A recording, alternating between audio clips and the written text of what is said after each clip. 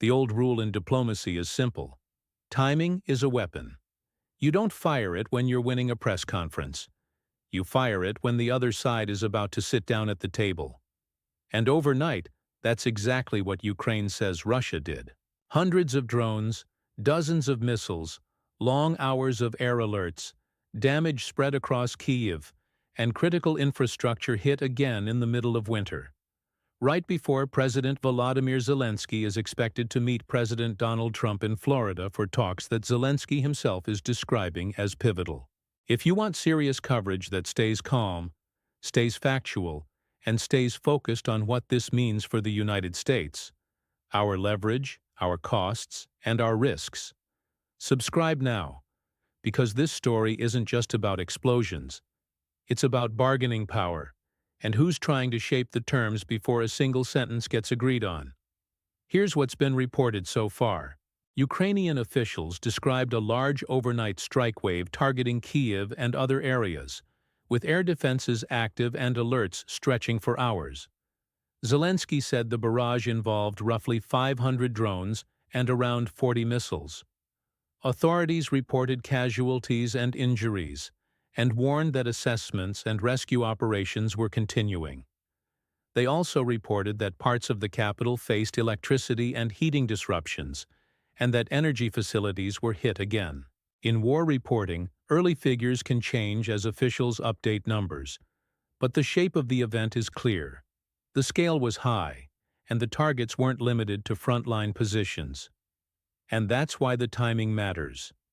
Zelensky has said his meeting with Trump would focus on the hardest questions in any war-ending conversation: territory, the line where fighting would stop, and security guarantees that would make a future invasion less likely. And then, right before that meeting, Ukraine says Russia launched a strike wave that put pressure on civilian life, on energy supply, and on the sense of stability that any negotiation needs just to survive. Now zoom out. What does Russia gain from doing this right now? In one word, leverage. Not leverage in a theoretical sense. Leverage in the only language war understands. When you hit a country's power and heating systems in winter, you're not just trying to damage equipment. You're trying to impose choices. You're trying to force leaders to allocate resources to emergency response instead of the front, to push public anxiety higher, and to remind everyone watching that Moscow can escalate pain on demand. And if you're about to enter talks where territory and security guarantees are on the table, the message is blunt. Negotiate under pressure, or watch the pressure rise. This is where the Florida meeting becomes more than a photo op. Zelensky is coming in pushing two ideas at once. First, that Ukraine is willing to work with Washington toward a plan that can stop the fighting. And second, that any plan without real guarantees is a trap, because Ukraine has lived through weak assurances before. Meanwhile, Trump's posture, at least in public, is built around leverage and final approval, the idea that nothing is real until the United States signs off. Those two instincts aren't automatically incompatible, but they collide on one point: enforcement. A deal that looks good on paper but can't change incentives on the ground is not a deal. It's an intermission, and Russia's strike timing is designed to test that, because it asks Washington a question without saying a word. If you're serious about ending this, what do you do when the violence spikes right as you claim momentum? Now add the NATO border layer, because that's the part Americans often underestimate. During the attack window, Poland took precautionary steps, including scrambling aircraft and temporarily restricting activity at airports in the southeast. Poland later said there was no violation of its airspace, but the significance isn't that a border was crossed. The significance is that large strike waves near NATO territory tighten the entire region's risk tolerance. More radars, more interceptors, more aircraft in motion, more chances for mistakes. And whenever the risk of a miscalculation rises near a NATO member, American interests are directly involved, because the alliance is not a spectator sport. The United States has spent decades building deterrence based on credibility. Credibility doesn't just live in speeches, It lives in how the alliance behaves under stress. That's why one night over Kyiv can matter for Washington's posture and planning. Now let's talk about the machinery behind this. The forces pushing both sides toward the table while the fighting still rages. Mechanism 1 is territorial reality. Moscow has demands. Kyiv has red lines. Russia wants control and recognition of what it has taken, and by many accounts, wants Ukraine to withdraw from additional areas that Russia claims. Ukraine wants the fighting to stop along current lines and refuses to legitimize a land grab as a reward. That gap is enormous. And when gaps are enormous, the temptation is to use pressure, military pressure, economic pressure, political pressure, to narrow them. The strike wave fits into that logic. Mechanism 2 is security guarantees. Ukraine wants something that doesn't collapse the moment headlines move on. The United States and Europe are trying to shape something that provides deterrence without dragging themselves into an automatic war. That's not a moral debate. That's a design problem, and Russia understands the weak points in that design.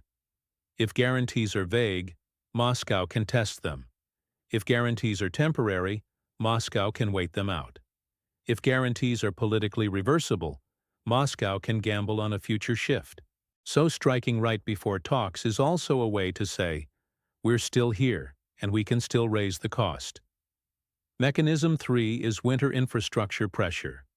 When energy systems are strained, governments face painful trade-offs. Repairs compete with defense spending. Emergency measures compete with long-term planning. And public pressure rises because normal life becomes unstable. If you want to force urgency into diplomacy, you hit what makes daily life possible. That doesn't mean a deal becomes more likely. Sometimes it means the opposite. But it does mean the negotiation happens under a higher emotional and political temperature. Mechanism 4 is domestic politics, not only in Ukraine and Russia, but in the United States.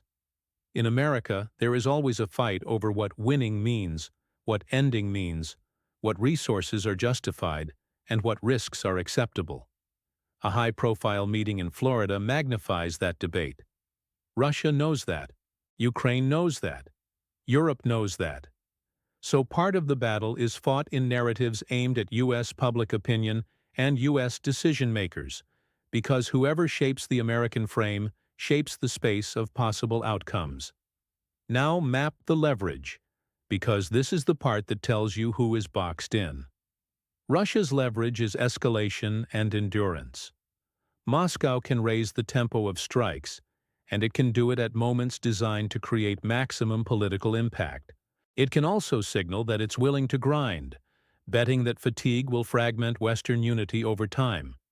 Ukraine's leverage is legitimacy and alignment. Kyiv can credibly argue it is defending its sovereignty, and it can also argue that if Russia is rewarded for a land grab, the precedent will echo far beyond Eastern Europe. Ukraine's other leverage is cooperation. It can make a peace process easier or harder depending on whether it believes the terms are survivable. The United States' leverage is money, weapons, sanctions power, and diplomatic coordination. But U.S. leverage is limited by U.S. politics and by the risk of escalation. Europe's leverage is economic weight and long-term support. But Europe is constrained by energy exposure, domestic politics, and the simple reality that without U.S. military weight, Europe's deterrence posture is thinner than it wants to admit. And then there's the uncomfortable truth. The actor with the most leverage in any negotiation is the one most willing to let it fail. That's why timing strikes before talks is so telling. It's a way to raise the perceived cost of failure. For Ukraine, for the United States, and for Europe, right before decision time. So what are the stakes for the United States? Start with credibility. If Washington sponsors a process that produces weak terms, and those terms are tested quickly, the damage won't be limited to Ukraine. It will change how allies and rivals interpret American commitments. Next is escalation risk. When strike waves intensify near NATO borders, the margin for error shrinks. America does not want a scenario where an accident, a misfire, or a misread forces rapid escalation decisions. And finally, there's the global economic layer. Wars and negotiations drive markets through energy, shipping, and risk perception. A credible path toward de-escalation can ease pressures. A breakdown with intensified strikes can push the opposite direction. Now the next 72 hours and the next 30 days. In the immediate window, watch the tone and the specifics coming out of the Zelensky-Trump meeting. Not just, "it went well." Listen for whether there's movement on two core points: the concept of where lines would freeze and the nature of security guarantees. If the language stays vague, expect the conflict's pressure cycles to continue. If the language becomes more concrete, expect Russia to test it, because concrete terms create clear test points. Also watch whether strike patterns shift after the meeting. If Russia continues targeting energy systems at high intensity, it suggests Moscow is choosing pressure over pause. If the tempo dips, even temporarily, it may signal Moscow is assessing the diplomatic field and waiting to see what Washington can actually deliver. Over the next month, watch whether Europe gets pulled into a tighter coordinated posture or remains a supporting voice on calls while Washington drives the process. A deal that excludes European buy-in on enforcement and long-term support is a deal with a weak spine. And watch whether talk of ceasefire windows becomes paired with verification mechanisms, not grand promises, but practical steps that change incentives. Because in this war, the difference between agreement and pause is whether violations have consequences that are immediate and predictable. None of this guarantees a breakthrough. In fact, one of the most realistic outcomes is a messy middle. Progress on a plan in principle, and continued violence as each side tries to improve its position before anything becomes binding. But the strike wave before Florida tightens one conclusion. The negotiation isn't happening only in rooms. It's happening in the timing of pressure, and that's why the United States has to treat this as more than a headline. If Washington wants a stable outcome, it has to design terms that survive a test, because a test is coming either way. The missiles aren't just aimed at infrastructure. They're aimed at decision-making. What city are you watching from? And do you think this kind of escalation before talks makes a deal more likely, or does it poison the process?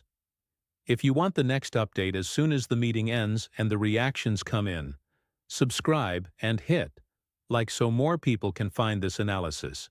The next phase will be defined by one thing: whether diplomacy can change behavior in real time, or whether violence keeps setting the pace right up to the negotiating table.